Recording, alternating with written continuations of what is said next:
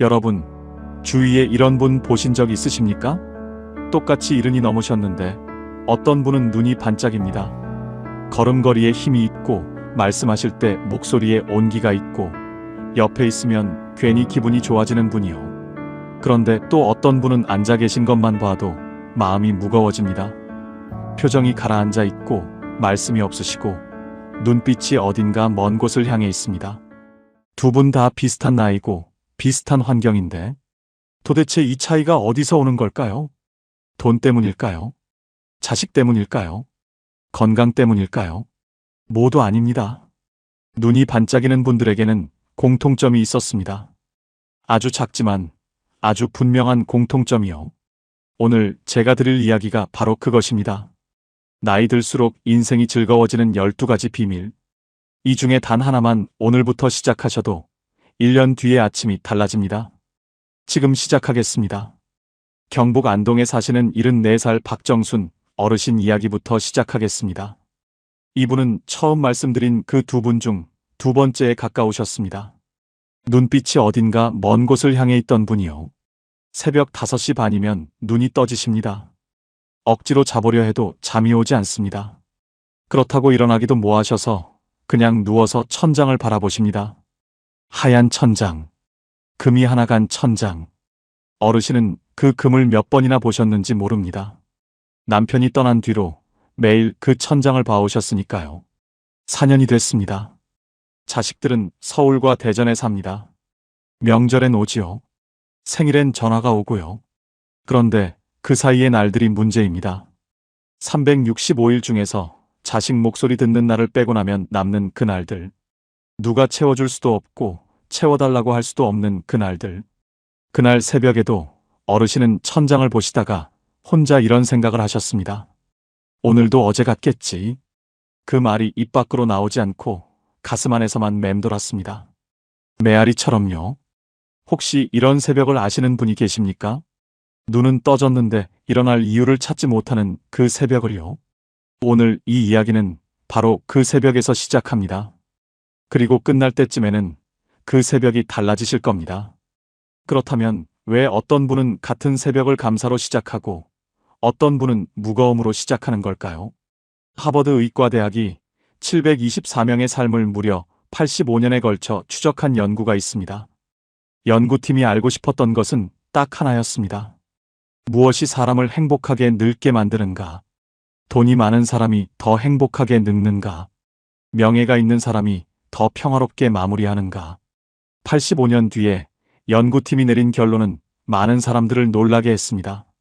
부도 아니었고 명예도 아니었습니다. 행복한 노년을 만드는 것은 매일의 태도와 습관이었습니다. 아침에 어떻게 하루를 여는가? 어떤 사람들과 시간을 보내는가? 자기 자신을 어떻게 대하는가? 그 작고 반복적인 것들이 쌓여서 노년의 빛깔을 결정한다는 겁니다. 쇼펜하우어도 이런 말을 했습니다. 인간의 행복에서 가장 중요한 것은 우리가 무엇을 가졌느냐가 아니라 우리가 무엇을 느끼느냐이다. 결국 행복은 조건이 아니라 태도라는 것입니다. 박정순 어르신의 이야기가 바로 그것을 보여줍니다. 어르신에게 무슨 일이 있었는지 12가지 비밀을 하나씩 들으시다 보면 자연스럽게 알게 되실 겁니다. 노년의 인생이 점점 더 즐거워지는 첫 번째 비밀입니다. 아침 첫 1시간을 바꾸세요. 충남 공주에 사시는 76살 이순덕 어르신은 눈을 뜨자마자 하시는 일이 있었습니다. 손이 자동으로 베개 옆 스마트폰을 집어드는 거였습니다. 뉴스를 보고 카카오톡을 확인하고 알고리즘이 밀어주는 영상을 보고 그렇게 1시간이 지나고 나면 이상하게 몸은 일어났는데 마음이 더 무거워져 있었습니다. 누가 사고가 났다는 뉴스, 물가가 올랐다는 뉴스, 어딘가에서 싸운다는 뉴스, 아침부터 세상의 나쁜 소식들을 다 받아 마시는 것이죠. 이게 꼭 아침에 일어나자마자 오염된 물을 한 컵 가득 들이켜는 것과 같습니다. 몸에 맑은 물이 필요한 그 시간에 탁한 것으로 하루를 채워버리는 거예요. 어르신이 이렇게 말씀하셨습니다. 스마트폰을 보고 나면 하루가 시작도 안 됐는데 이미 뭔가 잃은 것 같아. 그러다 어느 날 그냥 한번 해보셨습니다. 스마트폰을 서랍에 넣고 창문을 여셨습니다. 아침 공기가 들어왔습니다. 멀리서 새가 울었고 아랫집 누군가가 골목을 쓸고 있었고 하늘이 어젯밤 사이에 파래져 있었습니다. 세상이 이렇게 소리가 많은 곳이었나? 어르신이 그날 아침 처음으로 그런 생각을 하셨습니다. 그날 이후로 어르신의 아침이 바뀌었습니다. 눈을 뜨면 심호흡 3번, 미지근한 물 한 잔, 창문 열기. 딱 이 3가지입니다. 거창하지 않습니다. 그런데 이 3가지가 하루의 첫 온도를 완전히 바꿔놓습니다. 뇌과학자들은 말합니다. 아침에 햇빛을 눈으로 받으면 기분을 조절하는 호르몬이 분비되고 그게 하루 종일 마음의 바탕이 된다고요. 스마트폰 첫 화면의 자극이 아니라 자연의 빛으로 하루를 여는 것. 그게 그날의 마음 날씨를 결정합니다. 오늘 아침 여러분의 첫 1시간은 어떠셨나요? 2번째 비밀입니다. 매일 30분 걸으세요. 전북 군산에 사시는 78살 최병철 어르신은 은퇴 후 몇 년 동안 거의 집에만 계셨습니다. 아프지도 않고 딱히 갈 데도 없고 그냥 소파에 앉아 TV를 보시다가 밥 드시고 또 소파로 돌아오는 하루가 반복됐습니다. 그러다 어느 날 무릎이 뻐근하기 시작하셨습니다. 병원에 가시니 의사가 말했습니다. 어르신, 근육이 줄었어요. 쓰지 않으면 사라집니다. 그 말이 이상하게 가슴에 남으시더래요. 쓰지 않으면 사라진다. 근육만의 이야기가 아닌 것 같아서요. 자전거를 생각해 보십시오. 자전거는 달릴 때 쓰러지지 않습니다. 페달을 밟고 앞으로 나아갈 때 균형을 잡습니다. 그런데 멈추는 순간 넘어집니다. 우리 몸도 꼭 이렇습니다. 움직일 때 살아납니다. 그날부터 하루 30분 걷기를 시작하셨습니다. 처음엔 아무 생각 없이 그냥 걸으셨습니다. 목적도 없이 동네를 빙빙. 그러다 어느 날 골목 어귀 꽃집 앞을 지나시는데 주인 아주머니와 눈이 딱 마주쳤습니다. 아주머니가 웃으면서 말했습니다. 어르신 요즘 매일 지나가시던데요. 그 한마디가 하루 종일 머릿속에 남으시더래요. 내가 매일 여기를 지나갔구나. 누군가가 나를 알아봤구나. 걷는다는 게 몸만 움직이는 게 아니었습니다. 세상 속에 내가 존재한다는 것을 확인하는 일이었습니다. 국민건강보험공단이 발표한 자료에 따르면 하루 30분 이상 꾸준히 걸으시는 노인은 그렇지 않은 노인에 비해 치매 발병률이 40% 낮고 우울감 발생률도 35% 낮은 것으로 나타났습니다. 거창한 헬스장이 필요하지 않습니다. 운동화 한 켤레면 충분합니다. 오늘 오후에 딱 30분 동네 한 바퀴만 나가보세요. 3번째 비밀입니다. 장이 행복해야 내가 행복합니다. 경남 통영에 사시는 75살 오말순 어르신은 50대부터 우울감이 있으셨습니다.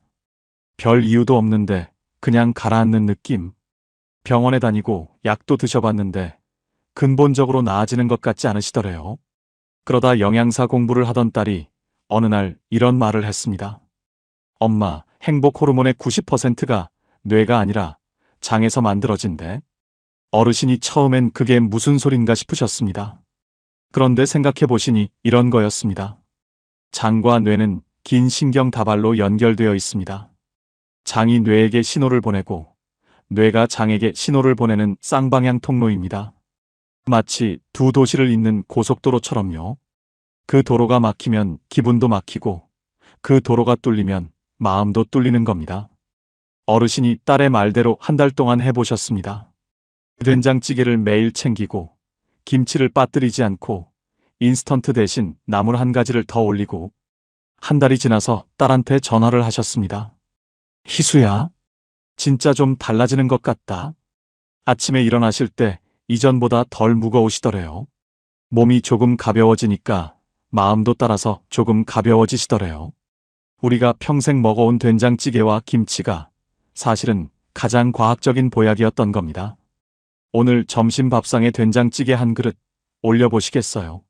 노년의 인생이 점점 더 즐거워지는 비밀 4번째 비밀입니다. 잠은 뇌가 청소하는 시간입니다. 서울 성북구에 사시는 77살 정혜수 어르신은 몇 년째 새벽 2, 3시면 눈이 떠지셨습니다. 한 번 깨시면 다시 잠들기가 힘드시고 낮에는 늘 멍하고 기억이 흐릿해지는 느낌이 드셨습니다. 우리가 잠을 자는 동안 뇌는 그날 쌓인 노폐물을 청소합니다. 마치 밤새 청소부가 도시 구석구석을 닦아내는 것처럼요. 이 청소가 제대로 안 되면 뇌에 찌꺼기가 쌓이고 그게 기억력 저하의 원인이 됩니다. 통계청이 발표한 고령자 통계에 따르면 65세 이상 노인의 절반 이상이 수면장애를 경험하고 있으며 수면의 질이 낮은 노인은 그렇지 않은 노인보다 인지 기능 저하 속도가 2배 빠른 것으로 나타났습니다. 어르신이 저녁 루틴을 바꿔보셨습니다. 저녁 8시 이후엔 스마트폰을 내려놓고 자기 1시간 전에 따뜻한 물에 발을 담그고 방에는 작은 조명만 켜두는 것이었습니다. 2주가 지나니까 새벽에 깨시는 횟수가 줄었고 한 달이 지나니까 아침에 일어나셨을 때 머리가 예전보다 맑으시더래요. 여러분도 당장 오늘 밤 스마트폰을 1시간만 일찍 내려놓아 보세요. 그 1시간이 뇌를 살립니다. 5번째 비밀입니다. 사람이 보약입니다. 강원도 원주에 사시는 72살 김영숙 어르신은 몇 년 전에 모든 모임을 끊으셨습니다. 나가면 피곤하고 돈도 들고 막상 가서 앉아 계시면 왜인지 더 쓸쓸한 느낌이 드셨거든요. 그렇게 혼자 집에 계시는 시간이 늘어나면서 가슴이 이상하게 두근거리셔서 병원을 가셨는데 의사가 뜻밖의 말을 했습니다. 어르신, 혹시 요즘 사람 만나시는 게 많이 줄었나요? 연구에 따르면 만성적인 외로움은 몸에 실제로 염증 반응을 일으킵니다. 심장에, 혈압에, 면역에. 외로움은 감정이 아니라 몸이 아프는 겁니다. 외로움을 그냥 놔두는 것은 몸 안에 켜진 불씨를 그냥 두는 것과 같습니다. 처음엔 작은 불씨 같아 보여도 시간이 지나면 온몸을 태워버립니다. 어르신이 그 말을 들으시고 집에 오셔서 한참을 앉아 계셨습니다. 그리고 이튿날 오랫동안 연락을 안 했던 동네 친구한테 전화를 하셨습니다. 그냥 커피나 한잔 하자고요. 별 이유 없이요. 그날 2시간 동안 이런저런 수다를 떠시고 집에 오셨는데 그날 밤 오랜만에 제대로 주무셨습니다. 많은 사람이 필요한 게 아닙니다. 마음을 털어놓으실 수 있는 사람 단 한 명. 그분이 계시면 이미 든든한 보약을 갖고 계신 겁니다. 지금 여러분 곁에 그런 분이 계신가요? 6번째 비밀입니다. 머리가 녹슬지 않게 하세요. 부산 사하구에 사시는 79살 신동호 어르신은 65세 하모니카를 시작하셨습니다. 주변에서 다들 웃었습니다. 이 나이에 무슨 악기냐고요? 어르신이 이렇게 말씀하셨습니다. 이 나이니까 하는 거지. 뇌는 나이와 상관없이 새로운 자극을 받으면 새로운 신경망을 만들어냅니다. 쓰는 만큼 잘한다는 겁니다. 악기를 연주하는 것, 새로운 것을 배우는 것, 글을 쓰는 것. 이 모든 것이 뇌에 새로운 길을 냅니다. 신동호 어르신은 지금 매주 요양원 봉사를 다니십니다. 하모니카를 들고요. 연주를 하면 어르신들 눈이 촉촉해지신다고 합니다. 그 눈빛을 보실 때마다 어르신은 이런 생각을 하신답니다. 65세 시작하길 정말 잘했다고요. 잘하셔야 하는 게 아닙니다. 그냥 시작하시면 됩니다. 오늘 배우고 싶으셨던 것 하나를 딱 한 번만 검색해 보세요. 7번째 비밀입니다. 비교를 멈추세요. 인천 부평에 사시는 73살 윤정옥 어르신은 카카오톡 단톡방 때문에 밤을 못 주무신 날이 있으셨습니다. 누구 아들은 의사가 됐다고, 누구 딸은 강남에 아파트를 샀다고. 어르신의 아들은 작은 식당을 운영합니다. 틀린 것도 아니고 나쁜 것도 아닌데. 그날 밤 이불을 끌어안으시며 혼자 생각하셨습니다. 나는 뭘 한 걸까? 평생 열심히 살았는데. 남의 카톡에 올라오는 것은 그 사람 인생의 하이라이트입니다. 가장 빛나는 순간, 가장 좋은 장면만 올리는 거예요. 내 일상의 전부와 남의 하이라이트를 비교하는 것은 내가 쓴 일기와 남이 쓴 자서전을 비교하는 것과 같습니다. 일기엔 힘들었던 날, 울었던 날, 아무것도 못한 날이 다 담겨 있죠. 그런데 자서전엔 가장 빛나는 날들만 담겨 있습니다. 그러니 당연히 내가 질 수밖에 없습니다. 이건 공정한 비교가 아닙니다. 어르신은 지금 매일 밤 노트에 감사한 것 3가지를 쓰십니다. 오늘 된장찌개가 맛있었다. 빨래가 잘 말랐다. 아들이 전화를 했다. 아주 작은 것들입니다. 그런데 그걸 쓰시다 보면 어느새 내 하루가 꽤 괜찮았다는 게 보이시더래요. 여러분도 오늘 밤 하루 중에 감사했던 순간 딱 3줄만 써보시겠어요? 8번째 노년에 행복해지는 비밀입니다. 과거를 내려놓으세요. 지금 이 순간, 오래된 상처를 아직도 가슴 안에 품고 계신 분이 계신가요? 풀지 못한 서운함, 억울하게 당하신 일, 내가 잘못한 것에 대한 후회. 전북 정읍에 사시는 78살 강복남 어르신은 30년 된 상처를 품고 사셨습니다. 며느리와의 갈등이었습니다. 처음엔 사소한 것이었는데 그게 쌓이고 쌓여서 지금은 명절에도 서로 어색합니다. 어르신은 그 일을 생각하실 때마다 억울하고 속상하고 밤에 잠을 못 이루셨습니다. 그런데 생각해 보십시오. 그 억울함을 붙들고 계시는 동안 정작 상처를 받는 것은 나 자신이었습니다. 상대방은 아무렇지 않게 자기 삶을 사는데 나만 혼자 그 시간 안에 갇혀 계신 겁니다. 쇼펜하우어는 말했습니다. 다른 사람의 잘못에 분노하는 것은 길을 가다 돌부리에 걸려 넘어진 것에 화를 내는 것과 같다. 돌부리는 그 자리에 있을 뿐이고 다치는 것은 나 자신이다. 어느 날 어르신이 오래된 일기장을 꺼내셨습니다. 아무한테도 못하신 말들을 거기에 쓰기 시작하셨습니다. 억울하셨던 것, 서운하셨던 것, 그리고 사실은 나도 미안했던 것까지. 1시간 넘게 쓰셨는데 쓰고 나서 이상한 느낌이 드시더래요. 가슴에 있던 뭔가가 조금 빠져나간 것 같은 느낌, 50kg 돌덩이를 들고 있다가 내려놓은 기분이었습니다. 어르신이 이렇게 말씀하셨습니다. 말로 하면 싸움이 되는데 쓰면 그냥 내 얘기가 되더라고. 후회와 원망을 내려놓는 것은 상대방을 용서하는 게 아닙니다. 나 자신을 해방시키는 겁니다. 오늘 밤 아무도 보지 않는 일기장에 딱 한 페이지만 써보세요. 나는 그때 할 수 있는 것을 다 했다고. 그렇게 쓰고 덮으세요. 노년의 인생이 점점 더 즐거워지는 9번째 비밀입니다. 작은 목표 하나를 가지세요. 경기도 파주에 사시는 76살 홍재원 어르신은 은퇴 후에 이상하게 무기력하셨습니다. 아프지도 않으시고 돈이 없는 것도 아닌데 아무것도 하기 싫으신 겁니다. 아침에 일어나셔도 오늘 뭘 해야 하는지 모르시겠고 그냥 하루가 흘러가고 자고 일어나면 또 어제 같은 오늘이 기다리고 그러다 딸이 화분 하나를 사다 줬습니다. 아빠, 이거 물만 주면 돼? 어르신이 처음엔 별 생각 없이 받으셨습니다. 그런데 그날부터 아침마다 화분을 들여다보시게 됐습니다. 물이 말랐나, 잎이 노랗게 되진 않았나. 그렇게 보름이 지났는데 새 잎이 하나 났습니다. 어르신이 그 새 잎을 보시고 혼자 웃으셨습니다. 어르신도 모르게요. 작은 목표가 주는 힘이 바로 이겁니다. 해냈다는 느낌, 내가 뭔가를 돌봤다는 느낌, 그게 하루를 살아야 할 이유가 됩니다. 화분에 물 주기, 손녀한테 문자 한 통, 좋아하는 드라마 다음 편 보기. 거창하지 않아도 됩니다.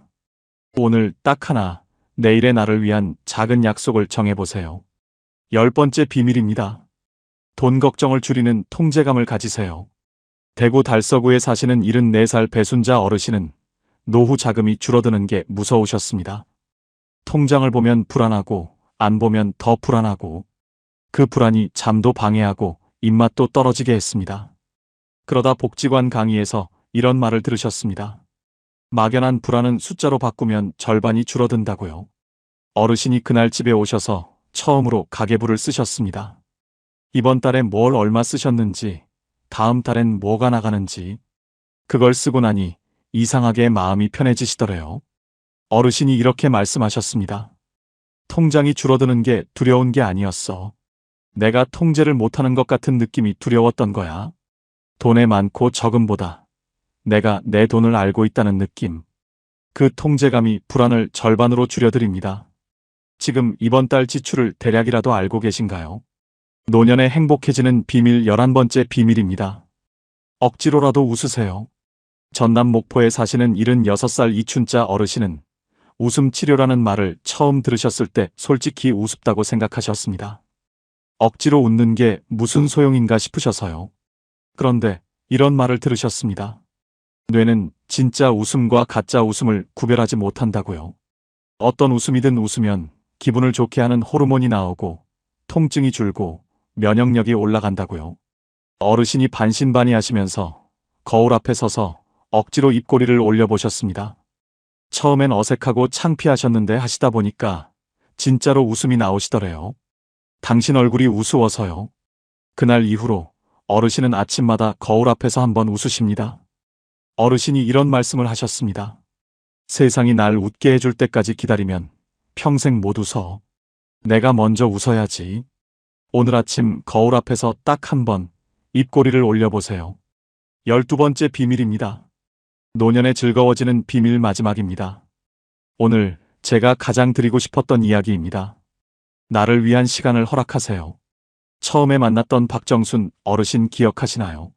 새벽 5시 반에 천장의 금을 바라보시며 오늘도 어제 같겠지 하시던 분이요. 그 어르신이 어느 날 오후에 처음으로 혼자 카페에 들어가셨습니다. 누구를 만나기 위해서가 아니라 그냥 혼자요.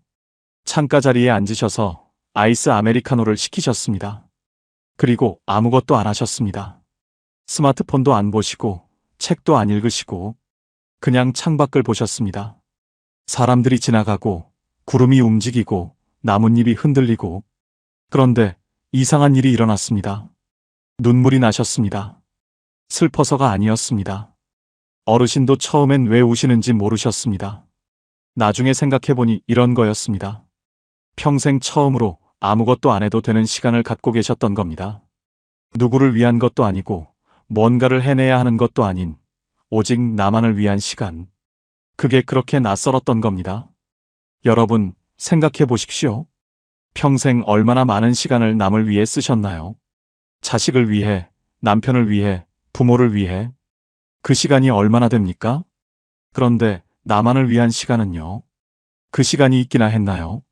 나를 위한 시간을 갖는 것이 이기적인 것이 아닙니다. 오래 참아오신 분에 대한 당연하고도 마땅한 보상입니다. 정약용 선생은 말씀하셨습니다. 자신을 아끼지 않는 사람은 남도 아낄 수 없다. 내가 먼저 채워져야 남에게도 드릴 수 있습니다. 산책이어도 좋고 좋아하시는 음악을 들으시는 것이어도 좋고 아무도 없는 카페에 혼자 앉으시는 것이어도 좋습니다. 단 죄책감 없이 누리셔야 합니다. 그게 핵심입니다. 이제 마무리입니다. 박정순 어르신은 지금 어떻게 지내실까요? 새벽 5시 반에 눈이 떠지시는 건 여전합니다. 그런데 이제는 천장을 보지 않으십니다. 눈을 뜨시면 창문을 여십니다. 경북 안동의 새벽 공기가 들어옵니다. 심호흡을 3번 하십니다. 그리고 혼자 중얼거리십니다. 오늘도 살아있네. 그 한마디가 4년 전과 완전히 다릅니다. 4년 전의 오늘도 어제 같겠지와 지금의 오늘도 살아있네. 말은 비슷해 보여도 그 안에 담긴 마음의 온도가 다릅니다. 특별한 사건이 있었던 게 아닙니다. 누가 찾아와서 손을 잡아준 것도 아니고 갑자기 형편이 나아진 것도 아닙니다. 어느 날 아침 스마트폰 대신 창문을 여셨고 걸으시다가 꽃집 아주머니와 눈인사를 나누셨고 억울하셨던 마음을 일기에 처음으로 써내려 가셨고 혼자 카페 문을 살며시 열고 들어가 보셨을 뿐입니다. 그 작고 조용한 것들이 하루씩 쌓여서 지금의 어르신을 만들었습니다. 여러분께 여쭤보고 싶습니다. 지금까지 살아오시면서 스스로에게 수고했다는 말을 건네신 적이 있으신가요? 단 한 번이라도요. 아마 많은 분들이 없다고 하실 겁니다. 자식 키우랴, 살림하랴, 부모 모시랴, 남편 챙기랴. 숨 돌릴 틈 없이 달려오셨는데 그 세월 동안 나에게 잘했다고, 고생했다고 말 한마디 건네본 적이 없으신 거잖아요. 그런데 생각해 보십시오. 그 긴 세월을 버텨오신 분이 바로 여러분이십니다. 넘어져도 다시 일어나시고, 억울해도 참으시고, 무서워도 내색하지 않으시고, 그렇게 살아오신 분이 바로 지금 이 영상을 보고 계신 여러분이십니다. 그 삶이 얼마나 단단한 것인지, 그 마음이 얼마나 깊은 것인지 저는 압니다. 이제는 그 따뜻한 마음을 조금 자기 자신에게도 돌려주십시오. 12가지를 한꺼번에 다 하시려 하지 않으셔도 됩니다. 딱 하나만 고르십시오. 오늘 가장 마음에 닿은 것 하나. 그것만 내일부터 시작하십시오. 그 하나가 쌓이면 둘이 되고 둘이 쌓이면 셋이 됩니다.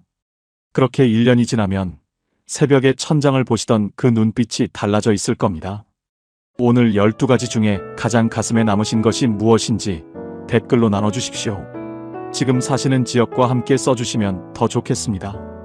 여러분의 한마디가 지금 이 영상을 혼자 보고 계실 누군가에게 오늘 하루를 살아갈 이유가 될 수 있습니다. 좋아하는 친구분들과 가족에게 이 이야기를 카톡에 많이 보내주세요. 누군가에게 큰 선물이 될 겁니다. 오늘도 끝까지 함께 해주셔서 진심으로 감사드립니다. 황금노후는 여러분의 행복을 위해 평생 응원하겠습니다. 지금까지 황금노후였습니다. 여러분, 이런 질문 받아보셨나요? 70세쯤 되면 많은 분들이 이런 말을 듣습니다. 이제 좀 놀면서 인생을 즐기세요. 고생 많으셨잖아요. 처음엔 그 말이 얼마나 따뜻하게 들리는지 모릅니다. 평생 일하고 자녀를 키우고 힘든 상황을 참아온 분들에게 쉬어도 된다는 말은 선물처럼 느껴집니다.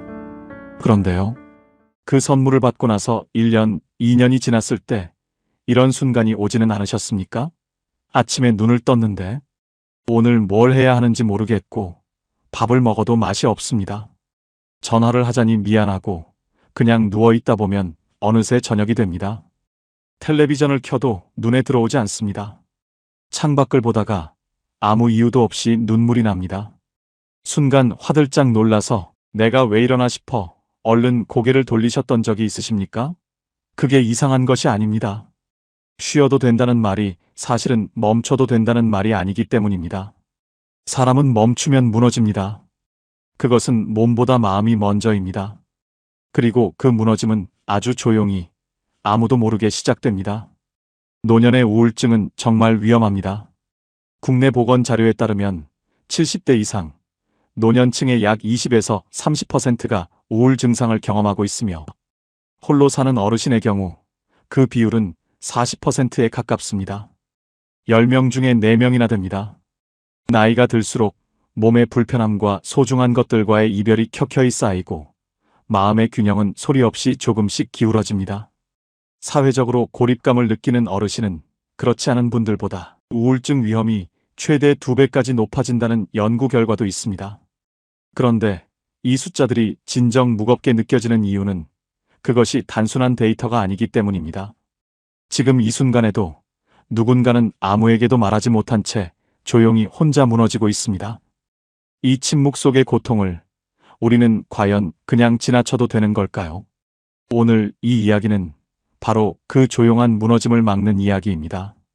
70세 이후의 삶은 이미 결정된 것이 아닙니다. 오히려 70세에서 75세 사이 이 5년 동안 어떻게 사느냐에 따라 여러분의 남은 인생이 완전히 달라집니다. 어떤 분은 이 시기에 삶이 다시 살아나고 어떤 분은 조용히 무너져 내립니다. 그 차이가 절대 돈에서 오지 않습니다. 자식에서도 오지 않습니다. 아주 사소한 선택 하나, 오늘 하루를 어떻게 보내느냐에서 시작됩니다. 지금 혹시 하루가 지루하고 너무 길게 느껴지시는 분이 계십니까? 예전보다 웃는 일이 줄어든 것 같으신가요? 그렇다면 오늘 이 이야기는 여러분을 위한 것입니다. 끝까지 함께 그 해답을 파헤쳐 보겠습니다. 70세는 노후의 봄입니다. 이 시기에 어떤 뿌리를 내리느냐가 80대, 90대의 폭풍을 버티게 합니다. 통계청이 발표한 고령자 통계에 따르면 70대 이후 규칙적으로 몸을 움직이는 노인과 그렇지 않은 노인의 건강 격차는 5년 이내에 뚜렷하게 벌어지기 시작합니다. 몸만이 아닙니다. 관계도 이 시기에 굳어집니다. 70세 이후에 새로운 사람을 만나기 시작한 분들은 이후에도 계속 새로운 인연이 이어집니다. 반대로 이 시기에 집안에서만 지내기 시작한 분들은 점점 고립이 깊어집니다. 마음가짐도 이 시기에 자리를 잡습니다.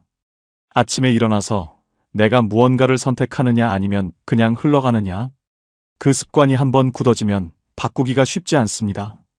그래서 이 5년이 중요합니다. 이 5년이 노후의 골든타임입니다.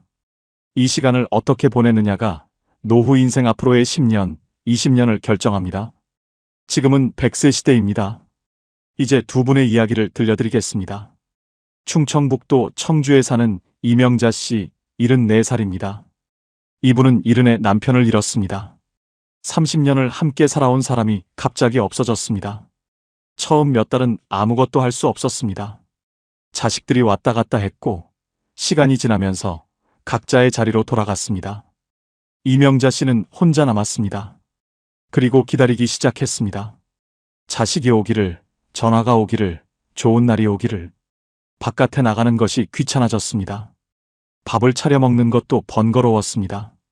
누워서 텔레비전을 보다가 잠들고 일어나서 또 텔레비전을 켜는 것으로 하루가 지나갔습니다. 71가 됐습니다. 72이 됐습니다. 무릎이 아팠습니다. 그런데 병원에 가는 것도 귀찮았습니다. 73이 됐습니다. 동네 슈퍼까지 걷는 것이 힘들어졌습니다. 74이 됐습니다. 계단이 무서워졌습니다. 4년이 지났습니다. 이분이 그 4년 동안 한 것은 기다리는 것이었습니다. 좋은 날을 기다리는 사이에 좋은 날을 살 수 있는 몸이 먼저 굳어버렸습니다. 혹시 지금 이 이야기가 남의 이야기처럼 들리지 않으시는 분이 계십니까? 지금 집안에서 무언가를 기다리고 계신 분이 계십니까? 그렇다면 지금 바로 다음 이야기를 들어주십시오. 같은 청주에 사는 박수님 씨, 75살입니다. 이분도 70에 남편을 잃었습니다.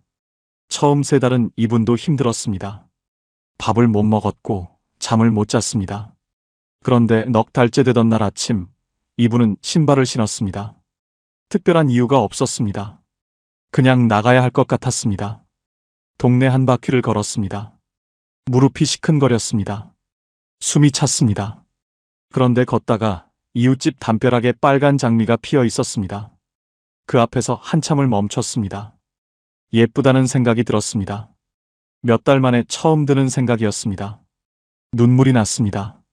슬픔의 눈물이 아니었습니다. 살아있다는 눈물이었습니다. 아직 꽃이 예쁘게 보이는 눈이 내게 있구나 하는 눈물이었습니다. 다음 날 또 걸었습니다. 걷다가 복지관 앞을 지나쳤습니다. 안에서 웃음소리가 들렸습니다. 잠깐 망설였습니다.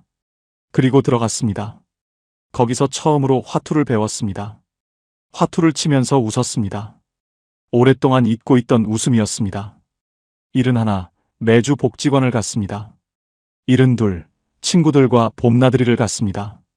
73, 손자한테 그림 그리는 법을 배웠습니다. 75, 친구들과 제주도 여행을 다녀왔습니다. 지금 이분의 얼굴에는 빛이 납니다. 같은 청주, 같은 나이, 같은 처지. 그런데 삶이 완전히 달라졌습니다. 무엇이 달랐습니까?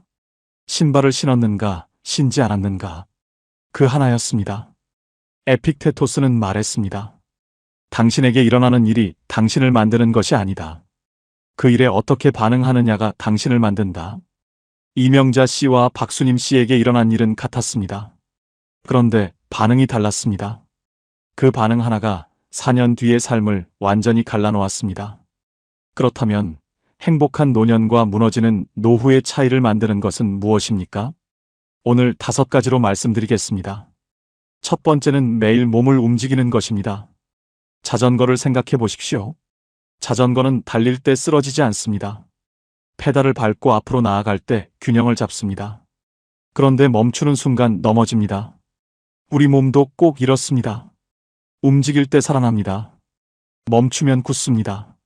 세계보건기구가 권고하는 65세 이상 노인의 신체 활동은 하루 20분 남짓의 가벼운 걷기입니다. 헬스장이 아닙니다. 마라톤이 아닙니다. 그냥 동네 한 바퀴입니다. 그 20분이 만성질환의 위험을 낮추고 우울증을 막고 수면의 질을 올립니다. 그런데 그보다 더 중요한 것이 있습니다. 그 20분 동안 만나는 것들입니다. 담벼락의 꽃, 이웃의 얼굴, 계절의 냄새. 박수님 씨가 걷다가 멈춘 빨간 장미가 그 시작이었습니다. 그 꽃 하나가 이분의 남은 5년을 바꿨습니다. 충남 아산에 사는 김분희 씨, 올해 73입니다. 이분도 걷기를 시작하면서 달라진 분입니다. 평생 가족을 위해 살았습니다. 꽃을 좋아했지만 꽃을 산 적이 없었습니다. 가족 밥상에 쓸 돈도 모자랐고 나를 위해 돈을 쓰는 것이 사치처럼 느껴졌습니다. 어느 봄날 걷다가 꽃집 앞에 멈췄습니다. 노란 프리지어가 한 다발 놓여 있었습니다. 향이 코끝에 닿았습니다. 이분은 지갑을 열었습니다. 5,000원짜리 꽃 한 다발을 샀습니다. 태어나서 처음으로 자신을 위해 꽃을 산 것이었습니다. 집에 돌아와 꽃병에 꽂고 식탁 위에 올려놨습니다. 그리고 그 앞에 앉아서 한참을 울었습니다. 왜 우는지 몰랐습니다. 그냥 눈물이 났습니다. 나중에 이분은 말했습니다. 그게 서러움이었는지 고마움이었는지 지금도 모르겠어요. 그냥 그 꽃이 너무 예뻐서 이걸 이제야 샀다는 것이 이상하게 마음이 복잡했어요. 그날 이후 이분은 일주일에 한 번 꽃을 삽니다. 5,000원짜리도 좋고 3,000원짜리도 좋습니다. 식탁 위에 꽃이 있는 아침이 전과 다릅니다. 꽃을 보면서 밥을 먹는 것이 이분에게는 지금 하루 중 가장 좋은 순간입니다. 몸을 움직이다 보면 이런 순간들을 만납니다. 장미도 만나고 프리지어도 만나고 이웃도 만납니다. 그 만남들이 조금씩 쌓여 하루를 바꾸고 하루가 쌓여 한 달을 바꾸고 그 한 달들이 모여 남은 인생을 바꿉니다. 두 번째는 사람을 만나는 것입니다. 서울대 노화고령사회연구소가 발표한 연구에서 이런 결과가 나왔습니다. 정기적으로 사회활동에 참여하는 노인은 그렇지 않은 노인에 비해 우울감이 40% 낮게 나타났습니다. 40%입니다. 약이 아닙니다. 병원이 아닙니다. 사람을 만나는 것 하나로 40%입니다. 그런데 많은 분들이 이렇게 말씀하십니다. 나이 들어서 새로운 사람을 사귀는 것이 어렵다고. 처음 가는 곳이 낯설다고. 맞습니다. 처음은 낯섭니다. 그런데 씨앗을 생각해 보십시오. 씨앗을 처음 심을 때 흙이 딱딱합니다. 삽을 꽂기가 힘듭니다. 그런데 한 번 심고 나면 싹이 납니다. 두 번째는 조금 쉽습니다. 세 번째는 더 쉽습니다. 사람을 만나는 것도 꼭 이렇습니다. 처음 복지관 문을 여는 것이 가장 어렵습니다. 두 번 가면 얼굴이 보입니다. 세 번 가면 이름을 압니다. 이름을 아는 사람이 생기는 순간 하루가 달라집니다. 하버드 의과대학이 724명의 삶을 85년에 걸쳐 추적한 연구가 있습니다. 이 연구의 결론은 단 하나였습니다. 노년의 행복과 건강을 결정하는 가장 강력한 요인은 따뜻한 인간관계라고. 돈이 아니었습니다. 명예가 아니었습니다. 나를 알아봐주는 사람, 내 이름을 불러주는 사람, 오늘 어떻게 지냈냐고 물어봐주는 사람. 그 사람이 있느냐 없느냐가 노년의 행복을 결정했습니다. 복지관이든 경로당이든 문화센터든 동네 공원이든 사람이 있는 곳으로 가십시오. 그곳에 여러분을 기다리는 인연이 있습니다. 세 번째는 작은 것을 배우는 것입니다. 괴테는 87세에 파우스트를 완성했습니다. 평생을 써온 작품의 마지막 장을 87에 마무리했습니다. 그는 말했습니다. 인간은 노력하는 한 방황한다. 그러나 그 방황이 곧 전진이다. 배운다는 것은 거창한 것이 아닙니다. 스마트폰으로 사진 찍는 법을 배우는 것도 좋습니다. 노래 교실에 나가는 것도 좋습니다. 처음으로 혼자 버스를 타고 낯선 동네에 가보는 것도 좋습니다. 새로운 것을 처음 경험하는 그 순간 뇌가 살아납니다. 설렘이 생깁니다. 경기도 용인에 사는 박정희 씨, 72살입니다. 30년 넘게 교단에 섰던 선생님입니다. 퇴직 후 반년이 지났을 때 옛 제자에게서 연락이 왔습니다. 선생님, 요즘 뭐 하세요? 그 질문 앞에서 이분은 잠깐 멈췄습니다. 답이 없었습니다. 그냥 있어요. 그 말이 이분에게 충격이었습니다. 30년을 교단에서 살았던 사람이 반년이 지난 뒤에 아무 답도 없다는 것이. 그날 밤 이분은 오래 생각했습니다. 그리고 다음날 아침 걷기를 시작했습니다. 2달이 지나자 수채화 수업을 등록했습니다. 젊을 때부터 배우고 싶었던 것이었습니다. 항상 나중에 하자고 미뤄왔던 것이었습니다. 첫 수업날 팔레트 앞에 앉았을 때 가슴이 뛰었습니다. 설렘이었습니다. 이 나이에 설렘이 있다는 것이 새삼스러웠습니다. 지금 이분은 매주 화요일 오전이 기다려집니다. 아들이 가끔 전화해서 말합니다. 엄마, 요즘 많이 바빠 보여요. 그 말이 이분에게 가장 큰 칭찬입니다. 바쁜 엄마. 퇴직 후 반년 동안 없었던 말이었습니다. 네 번째는 내 삶의 키를 내가 잡는 것입니다. 배를 생각해 보십시오. 배는 바람이 어디서 불어도 키를 잡은 사람이 방향을 정합니다. 순풍이 불어도 역풍이 불어도 키를 잡은 사람이 있어야 배가 원하는 곳으로 갑니다. 그런데 키를 내려놓으면 어떻게 됩니까? 배는 바람 부는 대로 흘러갑니다. 경상북도 안동에 사는 최봉수 씨, 78살입니다. 이분은 이른에 자식들이 이제 쉬라고 했습니다. 아버지, 이제 우리가 부양할게요. 이분은 정말 쉬었습니다. 처음에는 편했습니다. 그런데 시간이 지나면서 자식에게 뭔가를 부탁할 때마다 눈치가 보였습니다. 내가 짐이 되는 것 같았습니다. 전에는 내가 무언가를 할 수 있는 사람이었는데 이제는 아무것도 할 수 없는 사람이 된 것 같았습니다. 75이 됐을 때 거울을 보다가 눈물이 났습니다. 아무 이유도 없이. 78 어느 날 밤 이분은 이런 생각이 들었다고 합니다. 내 남은 시간에 내가 한 것이 아무것도 없구나. 그때 정약용 선생의 말씀이 떠오릅니다. 하루를 헛되이 보내는 것은 하루를 잃는 것이 아니라 삶 전체를 조금씩 잃는 것이다. 최봉수 씨는 이른에 키를 내려놓았습니다. 그리고 8년 동안 바람 부는 대로 흘러갔습니다. 자식이 부양해준다고 해서 내 삶의 키를 내려놓으면 안 됩니다. 내 밥상을 내가 차리고 내 하루를 내가 시작하고 내 외출을 내가 결정하는 것. 그것이 작은 것처럼 보이지만 사실은 내 삶의 존엄을 지키는 일입니다. 부모가 자신의 삶을 당당하게 살아갈 때 자식도 죄책감 없이 자신의 삶을 살 수 있습니다. 부모가 빛나면 자식도 편안해집니다. 그것이 자식을 위한 가장 깊은 사랑이기도 합니다. 5번째는 오늘 하루에서 작은 것을 발견하는 것입니다. 박수님 씨가 담벼락 앞에서 멈췄던 그 빨간 장미, 김분희 씨가 식탁 위에 올려놓은 노란 프리지아, 그것이 이분들의 삶을 바꿨습니다. 오늘 아침 밥이 따뜻했다는 것, 오늘 하늘이 맑았다는 것, 오늘 전화할 수 있는 사람이 한 명 있다는 것. 그 작은 것들을 보는 눈이 열리면 하루가 달라집니다. 안경 렌즈를 바꾸는 것처럼 같은 세상이 다르게 보이기 시작합니다. 이것이 사치처럼 느껴지신다면 이렇게 생각해 보십시오. 평생 가족과 남을 위해 살아오셨습니다. 이제는 오늘 하루의 작은 아름다움을 내가 먼저 알아채는 것. 그것이 여러분이 오랫동안 받았어야 했던 것입니다. 오늘 살아있다는 것 하나로 충분합니다. 이 5가지가 결국 하나로 모입니다. 70세 이후의 삶은 환경이 만드는 것이 아니라 선택이 만든다는 것입니다. 이명자 씨와 박수님 씨에게 주어진 환경은 같았습니다. 그런데 선택이 달랐습니다. 박정희 씨에게 퇴직은 위기였습니다. 그런데 그 위기 앞에서 신발을 신었습니다. 김분희 씨는 평생 꽃을 사지 못했습니다.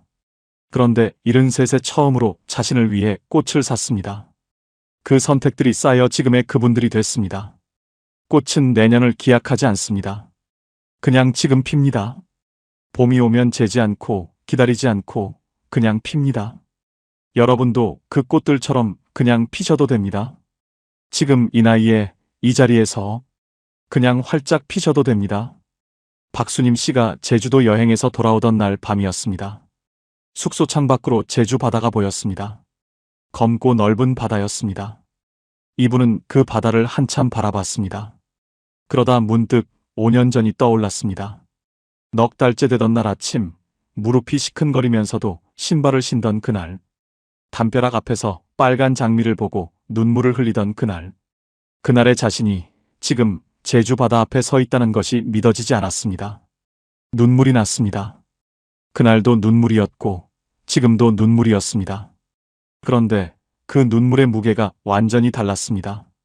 그날의 눈물은 살아있다는 안도였고 지금의 눈물은 잘 살아왔다는 감사였습니다. 이분은 창문을 닫으며 혼자 중얼거렸습니다. 그날 신발을 신길 잘했다. 그 한마디였습니다. 지금 이 영상을 보고 계신 분이 70이시라면 골든타임이 지금 시작되고 있습니다. 75이시라면 골든타임의 마지막에 서 계십니다. 어느 쪽이든 괜찮습니다. 지금 시작해도 됩니다. 박수님 씨는 70에 신발을 신었고 75에 제주도를 갔습니다. 5년이면 그렇게 달라질 수 있습니다. 오늘 당장 딱 하나만 하십시오. 내일 아침 신발을 신으십시오. 거창하지 않습니다. 동네 한 바퀴면 됩니다. 걷다가 꽃을 보면 멈추십시오. 이웃을 만나면 인사하십시오. 복지관 앞을 지나거든 한번 들어가 보세요. 오랫동안 하고 싶었는데 나중으로 미뤄온 것이 있으십니까? 수채화여도 좋고 노래여도 좋고 꽃 한 다발을 사는 것이어도 좋습니다. 그 하나가 시작입니다. 그 시작이 5년을 만들고 그 5년이 남은 인생 전체를 바꿉니다. 여러분, 여기까지 살아오시느라 정말 수고 많으셨습니다. 참아온 날들이 얼마나 많으셨는지, 뒤로 물러선 순간이 얼마나 많으셨는지 모릅니다. 남편을 위해, 자식을 위해, 가족을 위해 자신을 뒤로 밀어온 그 세월이 얼마나 깊고 무거운 사랑이었는지 모릅니다. 그 묵묵한 세월이 결코 헛되지 않았습니다. 그 세월이 지금 여러분을 여기 서 있게 했습니다. 이제는 그 사랑을 자기 자신에게도 주셔도 됩니다. 꽃 한 다발을 자신을 위해 사는 것. 오랫동안 배우고 싶었던 것을 드디어 시작하는 것. 내일 아침 신발을 신고 동네 한 바퀴를 걷는 것. 그 작은 것 하나가 여러분의 남은 노후를 바꿉니다. 70세는 끝이 아닙니다. 여러분의 가장 따뜻한 시간이 지금 시작되고 있습니다. 에픽테토스가 말했고, 괴테가 증명했고, 정약용 선생이 당부했습니다. 결국 같은 말입니다. 지금 이 순간, 당신의 선택이 당신의 남은 인생입니다. 오늘 이 이야기가 마음에 닿으셨다면 댓글로 한마디 남겨주세요. 지금 사시는 지역과 함께 내일 시작하고 싶은 것 하나를 써주십시오. 그 한 줄이 지금 혼자 이 영상을 보고 있는 누군가에게 가장 현실적인 용기가 되고 여러분의 황금 노후를 위한 다짐이 됩니다. 오늘도 끝까지 함께 해주셔서 진심으로 감사드립니다. 황금 노후는 여러분의 행복을 위해 평생 응원하겠습니다. 지금까지 황금 노후였습니다. 혹시 주변에 이런 분 보신 적 있으신가요?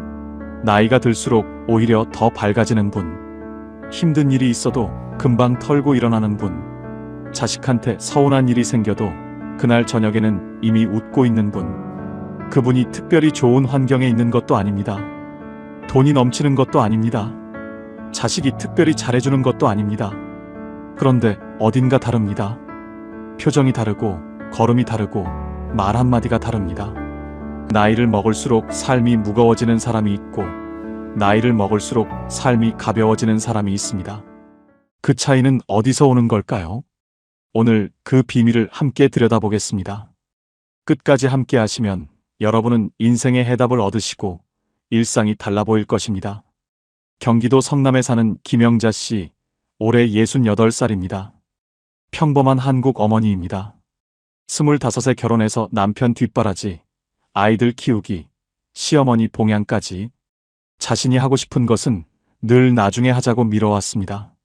젊을 때는 아이들이 어려서, 나중에 아이들이 학교 갈 때는 바빠서, 나중에 아이들이 결혼하고 나서는 며느리 눈치가 보여서 나중에, 그 나중이 어느새 68이 됐습니다. 그런데 어느 봄날 오후였습니다. 큰아들이 전화를 했습니다. 엄마, 이번 주말에 등산 같이 가요. 오랫동안 기다려온 말이었습니다. 영자 씨는 반가운 마음에 얼른 말했습니다. 그래, 우리 어디로 등산 갈까? 그랬더니 아들이 말했습니다. 아, 엄마는 시간 많잖아요. 그냥 엄마가 알아봐줘요. 그 한마디였습니다. 어차피 엄마는 시간 많잖아요. 전화를 끊고 영자 씨는 한참 동안 소파에 앉아 있었습니다. 울컥하며 눈물이 주르르 흘렀습니다. 왜 우는지 처음에는 몰랐습니다. 그냥 눈물이 났습니다. 그러다 알았습니다. 시간이 많다는 것. 아들의 그 말이 왜 이렇게 가슴 아팠는지 모릅니다. 평생 가족을 위해 희생하고 참고 시간을 썼는데 이제 내 시간은 아들조차도 귀하게 여기지 않는다는 느낌이 들었기 때문이었습니다. 내 시간은 그냥 남는 것이고 남는 것이니까 아들이 원하는 것을 찾아봐 주면 되는 것이고. 영자 씨는 그날 밤 잠을 못 잤습니다. 그런데 그날이 영자 씨에게는 전환점이 됐습니다. 그 눈물이 무엇을 의미하는지 알게 되면서 영자 씨의 삶이 완전히 달라지기 시작했습니다. 오늘 이 이야기는 그 변화에 관한 이야기입니다. 자신이 가장 행복하다고 말한 사람들의 7가지 비밀. 자, 이야기 시작하겠습니다. 첫 번째 비밀, 부모가 행복해야 관계가 살아납니다. 많은 어르신들이 이렇게 생각합니다. 내가 희생해야 자식이 행복하다고. 내가 참아야 관계가 평화롭다고. 그런데 이것이 착각입니다. 아이러니입니다. 비행기를 타면 승무원이 하는 말이 있습니다. 긴급 상황에서 산소 마스크를 착용할 때 옆 사람보다 자신이 먼저 착용하라고요. 왜냐고요? 내가 쓰러지면 옆 사람도 도울 수 없기 때문입니다. 부모와 자식의 관계도 꼭 이렇습니다. 부모가 행복하지 않으면 자식도 진짜로 편할 수 없습니다. 부모가 억지로 웃는 것을 자식은 압니다. 엄마가 힘든데 괜찮다고 하는 것을 아이들은 느낍니다. 그 느낌이 자식을 불편하게 만들고 그 불편함이 자식이 연락을 줄이는 이유가 되기도 합니다. 부모가 행복해야 자식도 편해집니다. 부모가 자기 삶을 즐기고 있어야 자식이 부모에게 전화하고 싶어집니다. 영자 씨는 그날 이후 달라지기 시작했습니다. 아들이 알아봐 달라고 한 등산 코스. 영자 씨는 알아봤습니다. 그런데 아들에게 바로 보내지 않았습니다. 그 코스를 혼자 먼저 가봤습니다. 처음으로 혼자 산에 갔습니다. 정상에서 바라본 풍경이 아름다웠습니다. 사진을 찍었습니다. 그리고 아들에게 보냈습니다. 엄마가 먼저 가봤어. 여기 너무 좋더라. 같이 가자. 아들한테서 답장이 왔습니다. 엄마 혼자 가셨어요? 등산 다녀왔어. 대박. 다음 주에 같이 가요. 부모가 행복한 모습을 보면 자식이 따라옵니다. 행복은 전염됩니다. 두 번째 비밀, 사랑과 희생을 구분하십시오. 이것이 가장 중요한 이야기인지도 모릅니다. 사랑은 나를 지우는 것이 아닙니다. 많은 분들이 자식을 사랑하는 방식이 나를 없애는 것이라고 배워왔습니다. 내 것을 포기해야 사랑이고, 내가 불편해야 가족이 행복하고, 내가 참아야 관계가 유지된다고. 그런데 그것은 사랑이 아닙니다. 희생입니다. 그리고 희생은 오래 지속될 수 없습니다. 왜냐고요? 고무줄을 생각해 보세요. 고무줄은 어느 정도 늘어나는 것이 정상입니다. 그런데 너무 세게, 너무 오래 당기면 어떻게 됩니까? 끊어집니다. 한번 끊어진 고무줄은 다시 붙지 않습니다. 관계도 꼭 이렇습니다. 너무 희생하면 어느 순간 내가 끊어집니다. 더 줄 수 있는 힘이 없어집니다. 그리고 그 끊어짐이 때로는 갑자기 옵니다. 아무 이유도 없이 눈물이 나는 것, 말 한마디에 무너지는 것, 그것이 바로 고무줄이 끊어지기 직전의 신호입니다. 영자 씨가 아들의 그 한마디에 그렇게 무너진 것이 바로 그 신호였습니다. 수십 년 동안 너무 당겨온 고무줄이 거의 끊어지려 했던 것입니다. 브로니 에어는 오랜 기간 임종을 앞둔 사람들을 돌본 호스피스 간호사입니다. 그분이 기록한 책에서 사람들이 가장 많이 한 후회의 말이 있습니다. 나 자신에게 진실한 삶을 살았더라면, 남의 기대에 맞춰 살지 않고 내가 원하는 삶을 살았더라면, 그 후회를 여러분은 하지 않으셔도 됩니다. 아직 늦지 않았습니다. 사랑은 나를 지우는 것이 아닙니다.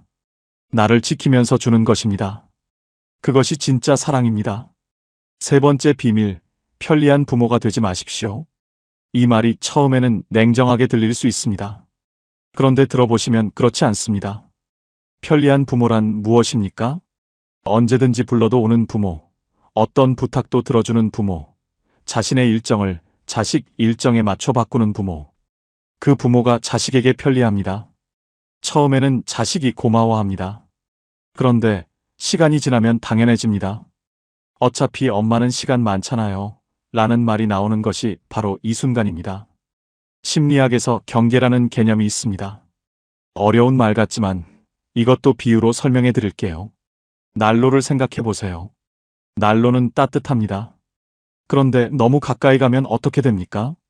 탑니다. 반대로 너무 멀리 있으면 어떻게 됩니까? 춥습니다.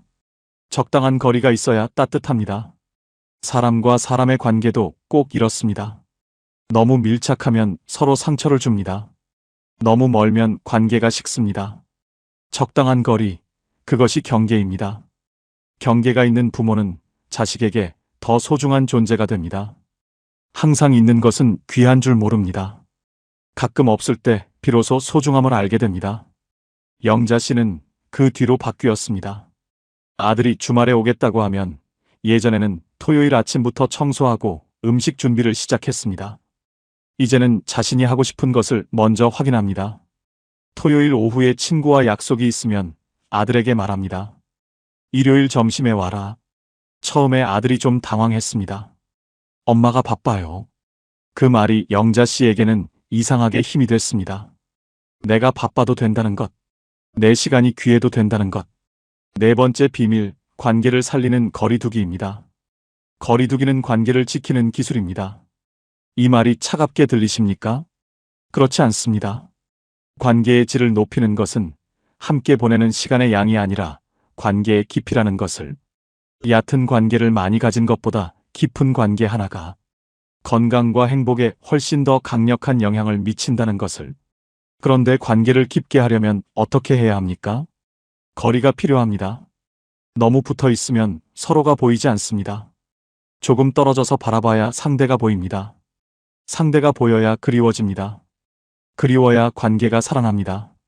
경기도 여주에 사는 72살의 김순덕 어르신이 있습니다. 이분은 며느리와 사이가 좋지 않았습니다. 너무 자주 찾아가서 문제였습니다. 매주 일요일에 아들 집에 갔습니다. 처음에는 아들이 반겼습니다. 그런데 반년이 지나자 며느리가 조용히 힘들다고 했습니다. 순덕 씨는 충격을 받았습니다. 나쁜 마음이 전혀 없었는데 너무 자주 갔던 것이 문제였습니다. 그 뒤로 순덕 씨는 한 달에 한 번만 가기로 했습니다. 처음에는 섭섭했습니다. 그런데 한 달에 한 번 가는 날이 되니까 며느리가 반겨줬습니다. 아이들도 외할머니 온다고 좋아했습니다. 이전에는 그냥 오는 사람이었는데 이제는 기다려지는 사람이 됐습니다. 거리가 그리움을 만들었고 그리움이 관계를 살렸습니다. 5번째 비밀, 오래된 감정의 빚을 탕감하십시오. 사과받지 못한 것, 이제 내가 먼저 놓아드립니다. 충남 공주에 사는 이말순 씨는 가을 오후 다락방을 정리하다가 30대에 쓴 일기장을 발견했습니다. 첫 장을 펼쳤더니 이런 글이 있었습니다. 오늘도 참았다.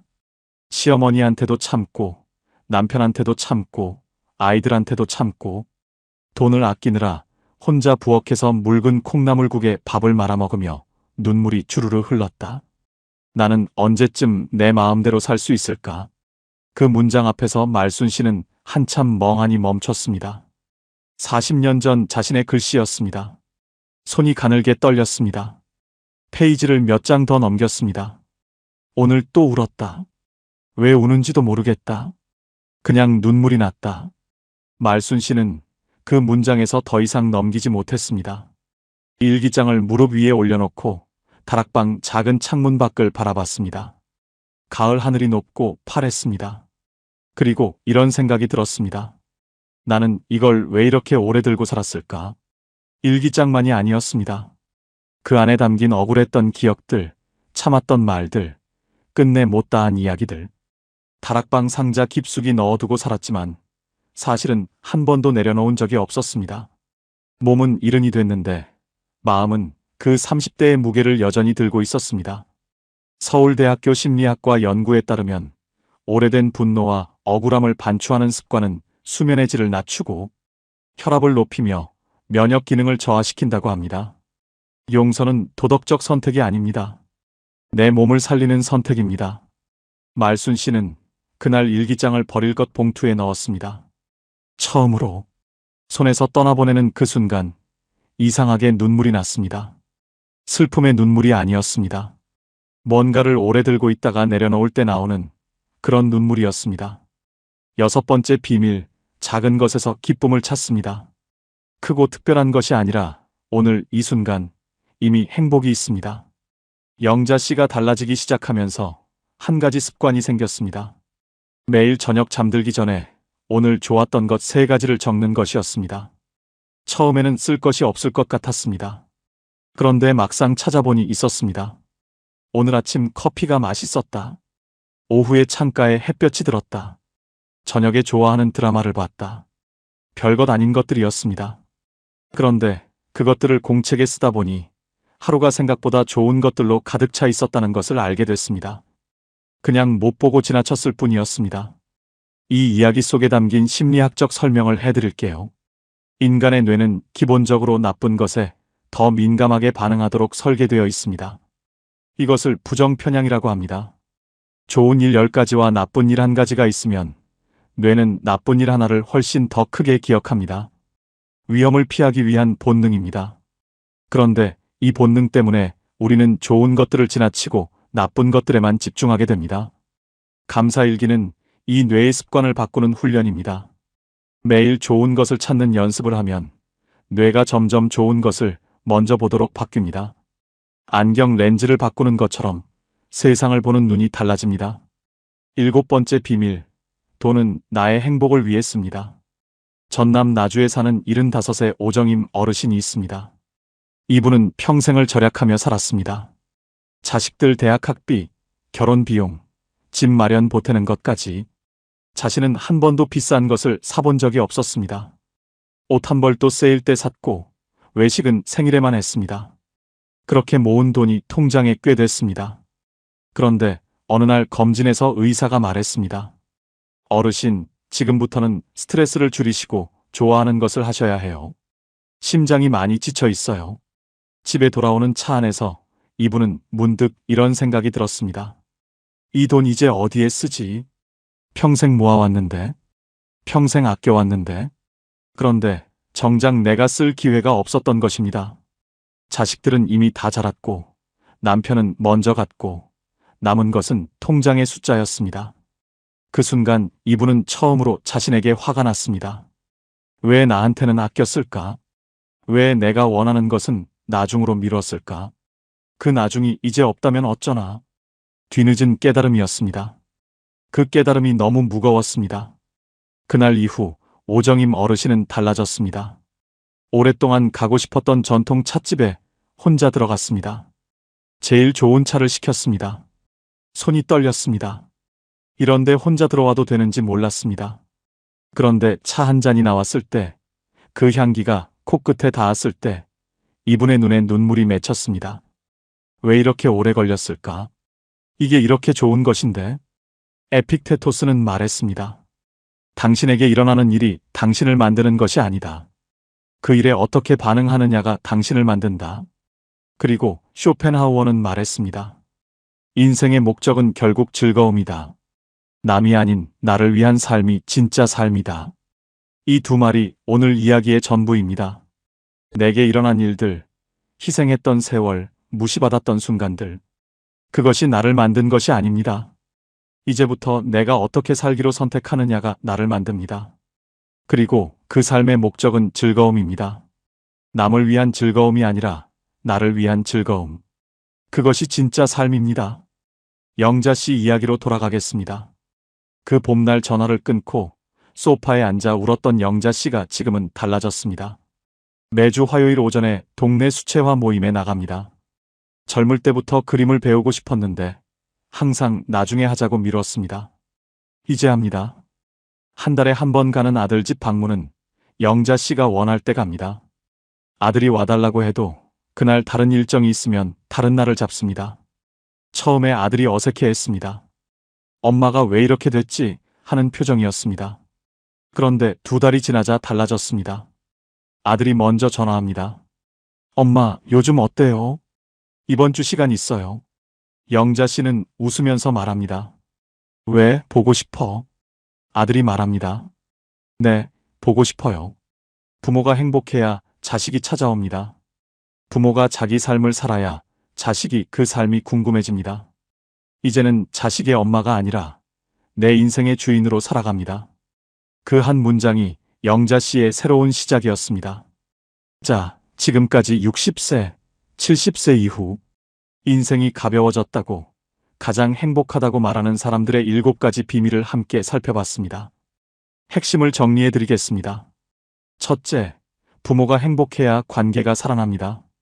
내 행복이 이기적인 것이 아닙니다. 관계를 살리는 가장 강력한 방법입니다. 둘째, 사랑은 나를 지우는 것이 아닙니다. 나를 지키면서 주는 것이 진짜 사랑입니다. 셋째, 편리한 부모가 되지 마십시오.